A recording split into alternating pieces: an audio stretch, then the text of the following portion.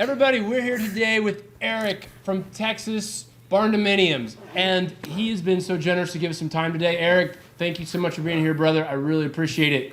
Very first question out of the gate here, man. Oh, man. I want you to tell us about an unusual habit, an absurd thing that you love. Man, I don't know how absurd it is, but I'm actually a long-range shooter when I'm not building Bardominiums. I'm actually a professional shooter. I shoot long range, and I'm actually a state champion, Texas state champion. I've been state champion for 4 years.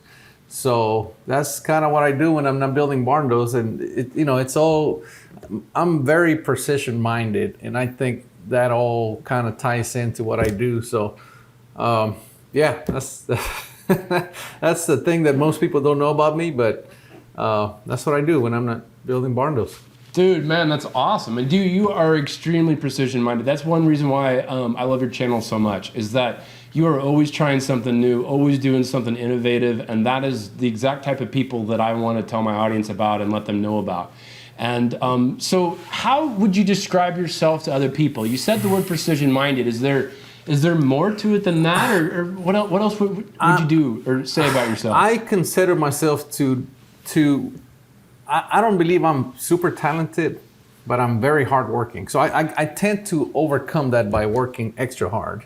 Of course, the people that I have met and they know me, they tell me that being very hardworking is a talent. So I'm always working, I'm always thinking, I'm always doing something. I sleep little and I work a lot. So I'm up at 5 a.m. every morning, weekends, it doesn't matter, because there's always something to do. And so yeah, that's who I am, man. I'm always working. I'm always trying something new. I don't like kind of this is how we do it. No, okay, this is how we do it now, but let's see. Wow, we have this to fall back on. Let's see if there's something better. You know what I mean? I use what we know now as a safety net to go out and search for better ways. And that's kind of who I am, man. I'm never happy with perfection. I don't think anything's perfect. I'm always searching for the next best thing. So that's me, man. Dude, that's awesome. That's awesome. That's totally cool. So your name, your channel's name, like your business is Texas Bardominium. And I'll tell you what, the first time I heard that, I was like, what is that? So tell people, what's a Bardominium and why are they so awesome? A Bardominium is a metal structure, a metal building home, okay? So our homes are designed from the ground up to be a home, but a lot of the early Bardominiums, they were just, people had, like a horse barn or something, and they needed to take care of their horses. So they're like, hey, well, instead of me kind of having a horse barn and a house, I'll just combine the two, right? So that's kind of the early where Bardominium started. So it's a metal building. So it's all the load is supported on the perimeter wall. So on the interior, you have 100% flexibility to do whatever you want. You don't have any load-bearing walls, so you can chop it up, move walls however you want. Super flexible. Obviously, it's all metal, so you don't ever have to repaint it. Very low maintenance, very efficient. We build them very efficient, very airtight, high efficiency AC systems, very, very efficient. So, and of course, they're metal, right, on the perimeter. So they're very strong. So, they're strong, they're flexible, they're efficient, and they're super low maintenance. I mean, I don't think it gets better than that. Dude, that's the best. How long have you been building? I've been building Bardominiums for about 6 years now. And we built That's awesome. quite a few. Is it fun to go back and look at your old project? Yes.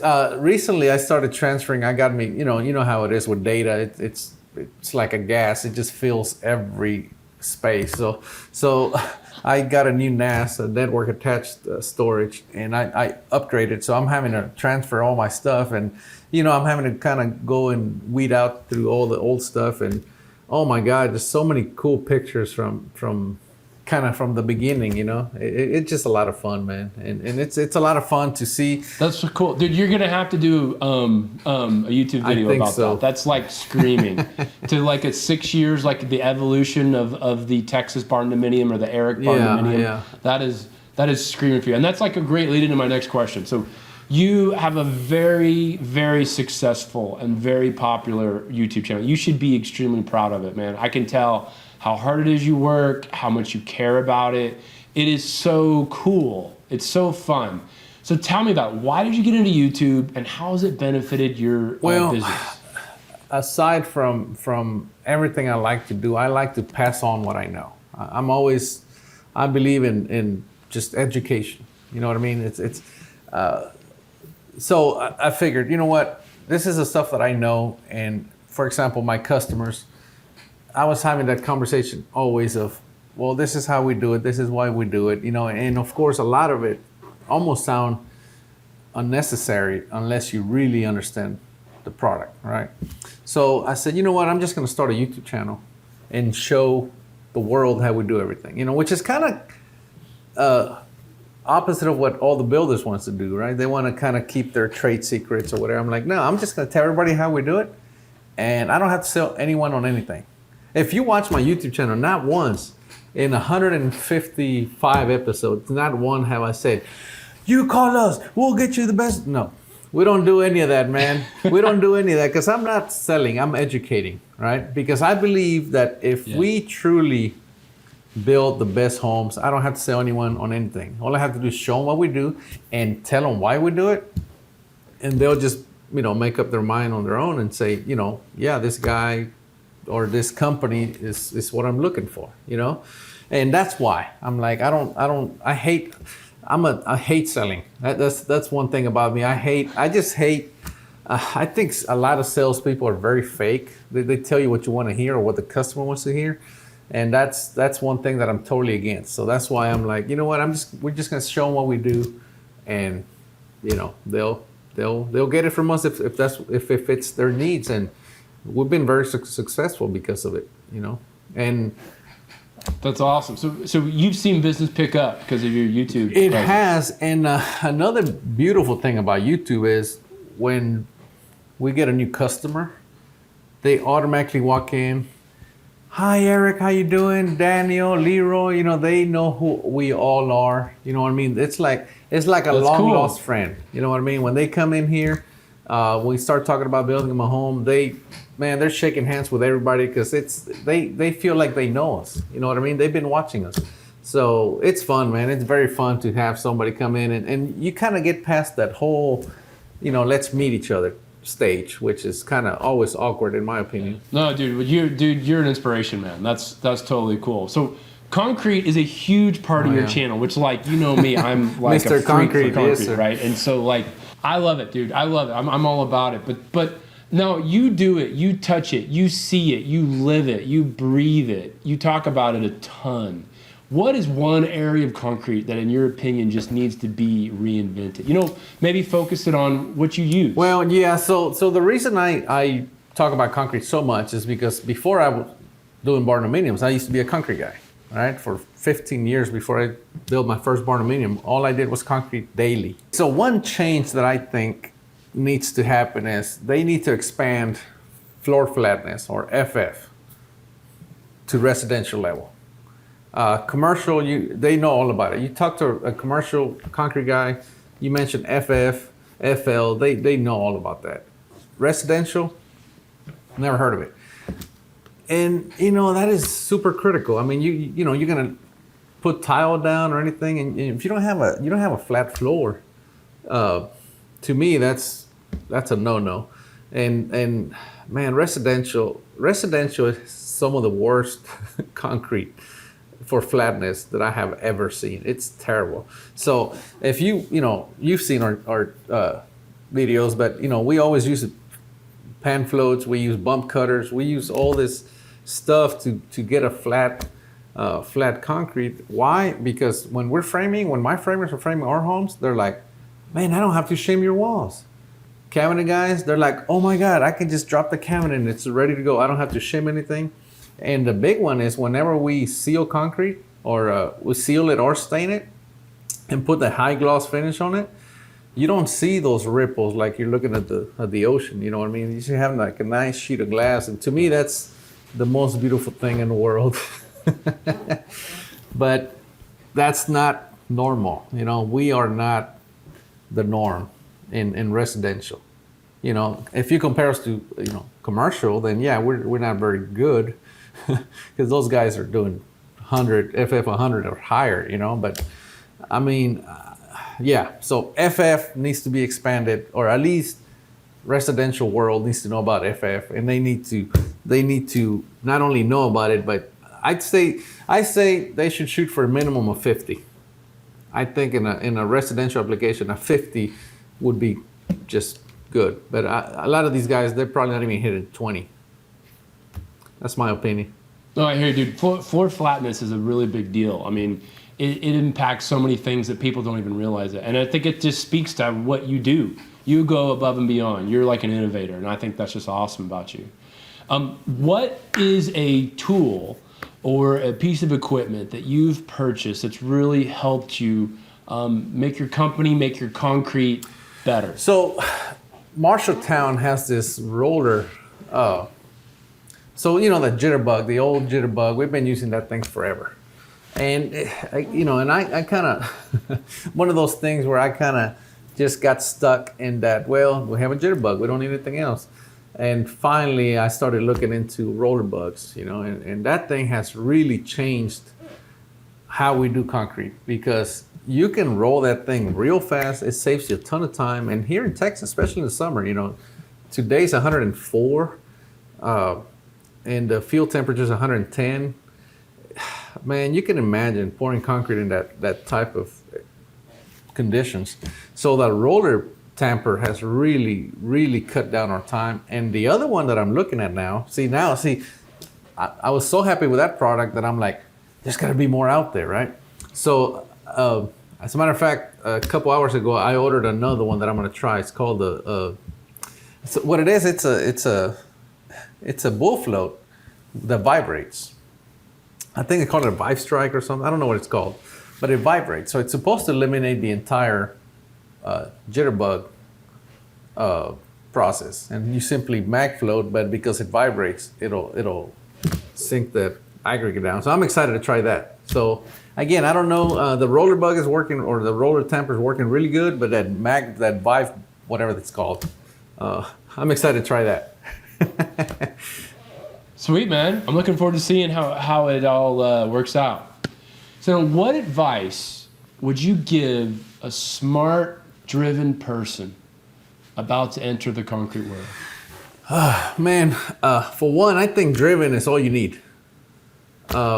Smart comes with driven. At least that's how I feel about it. But anyway, man, I would say just get out there and do it. Read. Watch a lot of Tyler Lays. Watch all his videos, because you're going to learn so much just by watching him.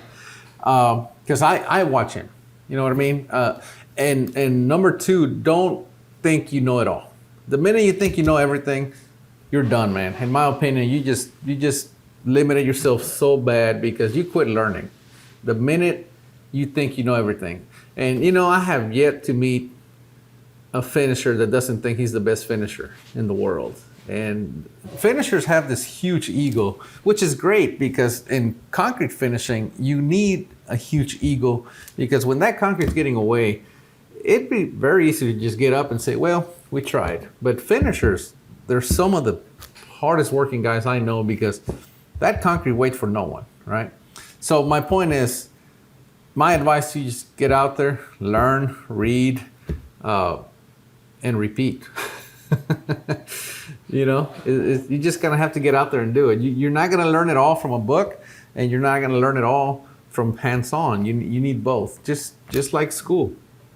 So just get out there. So what is something that you're working on that you're excited about, that you want to talk about with others? It could be like a recent story. Dude, you're always doing something crazy. Yeah. Tell us something you've been doing. The latest thing we've been working on, so we're starting to build our own cabinets, okay? And again, I don't know anything about wood. So Daniel, my video guy, turns out he used to be a cabinet guy. I'm like, oh, let's work on this. So we had to cut down some plywood, and of course we have a table saw. And he's like, but I need some help, because we're this big sheets, it's very dangerous. And I'm like, well, why don't we just make a saw that you can just set it down and one person could do it? So we looked all over. Well, yeah, they have saws that are $15,000. You know what I mean? That do that. They have a sliding table. You put the big plywood on there and you slide it. And I said, well, why can't you put the plywood down and you slide the saw? It's a lot easier to slide the saw than it is to slide the entire plywood. We looked around. Nobody has anything because we needed to go 10 feet. That's a long way. Well, another thing that I do, because I'm a shooter, I also have pretty much a machine shop. Okay, so because of that, I have lathes and milling machines and all that. So we decided we're going to do this. So we went ahead and created a huge platform, 10 feet by 12 feet, and I bought me some 1.25 inch rods that are going to be my guides, and I bought some roller bearings. And anyway, we're building this saw that you put the saw on there and then you can cut 8 feet, no problem, just slide the saw. And we're calling it the BMF because BMF saw, big mother effer, because we couldn't come up with a better name, because I'm like, wow, because the first thing we stood up the table like, wow, that's a BMF, right? Of course, that's the latest thing we're working on, and I'm excited about that because I can't find anything like that anywhere else, especially that'll go 10 feet. And now, once we get it all put together and functioning properly, I'm going to put a warm drive or a lead screw, and I'm going to automate it to where you can put the plywood there, hit the button, it'll drive the the saw, it'll cut it, you know what I mean? So anyway, that's one thing that I'm working on. Dude, that sounds awesome. Now, you were telling me some story, and I could be wrong here, but you were telling me some story about you modified your pen So our machines trowel or something? machines, as you know, again, back to Texas, pouring in 110-degree weather, the typical trowel machine, it just turns too slow. When the concrete's getting away, 120 RPM is not enough. So I said, okay, there's got to be a better way, right? So I took my trowel machines to a go-kart racing shop, and I had to modify all of my engines on my trowel machines. So a typical engine will rev at 3,600 RPM. These we put billet rods, billet flywheels, remove the connecting rod. They put stiffer springs to prevent valve float. They put bigger jets in the carburetors. Long story short, these 8 horsepower motors were cranking out like 12 horsepower, and we were revving about 7,500 RPM. I mean, it was crazy. We put performance exhaust, performance intake. I mean, these things look like a hot rod. They were so cool, man, because, you know, you bring the machine out and like all the finishers, because a lot of times we have big pours, we bring in outside finishers, and they look at these machines and start scratching their head, and, you know, we fire that thing up. And of course, you know, you can go slow, but once that concrete started setting up and you were falling behind, you just rev that thing to 7,000 RPM, and it sounded like a racetrack out there. And it was so much fun. The first time we fired one of those things up and we finished the slab, those guys were just laughing. You know, I wish I had some video about that. They were just laughing because I mean, you can imagine 3 trowel machines on the slab at 7,000 RPM. Just, whew. The problem was they did not last. I mean, they lasted a few months, but running an engine at 7,000 RPM for an hour or two, we started losing connecting rods. So we had to go back to the drawing board because what I wanted was that RPM, right? But I knew the engines were not holding up. So we started, what I did, because I have a machine shop and all, I modified my trowel machines and I put CVT clutches or continuously variable transmission clutches on them, which are, as you know, they vary their gears and all that. So very fun stuff. And we were able to, at that point, get what we needed. We needed the torque, we needed the high RPM, and we needed, you know, the engines to not blow up. So we were finally able to achieve that with the CVTs. But yeah, it was fun. It was a fun phase with the race engine. Dude, that's awesome, dude. That's such a cool story. So if people are gonna try to find out more about you, what website, what social media are you on? We already said Texas Bardominium on YouTube. You better be checking it out because it's awesome. Where else can they find you? TexasBardominiums.com is our website. Texas Bardominiums. We have a Facebook page. We also have a Facebook group. So yeah, it's all Texas Bardominiums, man. Just it's all out there. Sweet, man. So do you have any final messages? Anything else you want to share with the audience? Anything else I didn't talk about today? Just all the concrete guys out there, just get, and if you're not in concrete, this is such a cool product. I mean, you don't even know. I mean, I also do, concrete countertops. I don't have the time anymore, but, I love doing decorative concrete countertops. But concrete, it's such a cool product, as you already know. I don't need to tell you about it, but it's just so much. It's so cool what you can do with concrete. And when you do it right, oh my God, it's just the most beautiful thing in the world. So my advice or my again, just get out there, learn from, if you can find a mentor, get it, and take advice from everyone, but you have to learn how to weed out the good from the bad. You have to just listen, and just weed out the bad stuff. If you listen to everyone, it won't be long before you're going to start to be able to weed out the good from the bad. And I read a lot of books, motivational books. I read a lot of stuff. Like, one of my favorites is David Goggins. If you guys never heard of David Goggins, look him up. This guy is an animal. He's a beast. Extreme Ownership.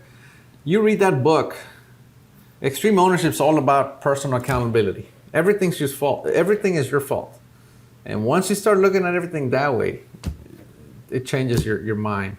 But anyway, read. Get away from the TV. I don't watch TV at all, unless we're gonna sit down with the family and watch a movie maybe. But I couldn't tell you who's stuck on the island. I don't even know if they still have that show. I mean, I don't watch TV at all. I'm up at 5 a.m. every morning, and I get to work.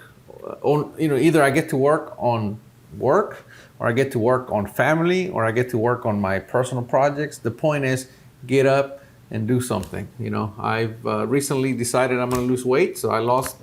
In a year, I'm down 50 pounds. So that's what I decided to do lately. Congratulations, man. Thank you. So again, man, you just have to stay motivated. There's good days and bad days, but the good ones far outweigh the bad ones. So just get out there. Man, I think that's awesome advice. And I think we're so lucky in the concrete world to have people like you, Erik. And thank you for what you do. Thank you for all you give and being so generous with your time today with me and with my audience. I really appreciate it. Hey, viewers out there, I hope you like this. This is the earlier versions of my interviews, second or third one I've done. I hope you like it. Give me some comments below. Remember to like and subscribe to my channel. Take care, everybody. Bye.